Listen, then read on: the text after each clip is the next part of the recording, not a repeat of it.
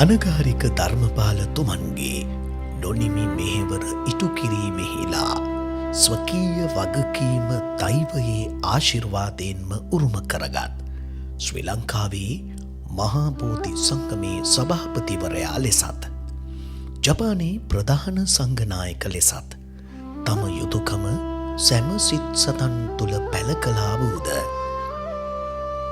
ජපානය තුළ ප්‍රථම තේරවාදී විහාරස්ථානය නිර්මාණය කරමින් ජපානය ශ්‍රී ලංකාව අතර ආගමික සංස්කෘතික සහ රාජතාන්ත්‍රික සබඳතා නවමානයකට ඔසවා තැබීමට තම ජීවිතයම කැප කළ උන්වහන්සේ අතිපූජනීය යතිවරයාණන් වහන්සේ කෙනෙක් මෙන්ම ප්‍රමුඛ පෙළේ සමාජ ක්‍රියාකාරිකයෙකි.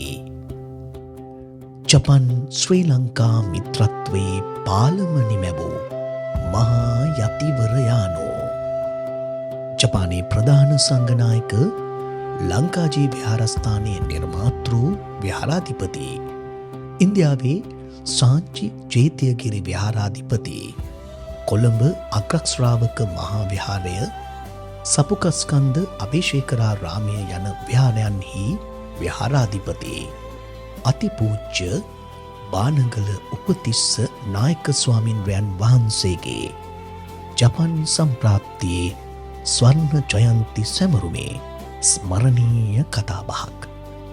මෙවර ආයිබෝ TV දැහැමි සිත වැඩසටහනින් බලාපොරොත්තු වන්න. මම මේ පන්සලට කියන්නේ this is a bridge in between Sri Lanka and Japan.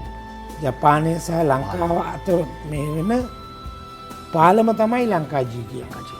මෙවර ආයිබෝ TV දැහැමි සිත වැඩසටහන සඳහා පැතිබර දායකත්වය කිංකි වර්ල්ඩ් ආයිබෝ TV සභාපති හසන්ත රත්නායක මැතිතුමන්.